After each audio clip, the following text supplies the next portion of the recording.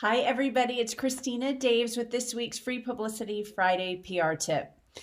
This week, I challenge you to really know your avatar. Who is your ideal client? Are they a male? Are they female? What is their age group? What do they like to do? What do they read? What do they watch? What are their interests? There are avatar exercises that will take you down to every Saturday they eat a chocolate brownie with vanilla ice cream. But as you can hone in on your avatar, you will know which media outlets are perfect for them.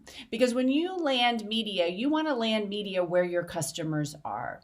So I challenge you to figure out your ideal client, your avatar. Who is that perfect person that you want to work with?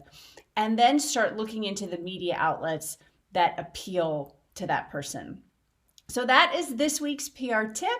I hope you enjoyed that. And if you'd like to learn more, please join our no-cost PR challenge. It's 10 days. It's 10 minutes a day. Even if you've already taken it, I encourage you to do a refresher in it just because it will help you get back into the swing of putting publicity into your marketing part of your business. So please join the challenge. I will see you there, and then I'll see you in the media.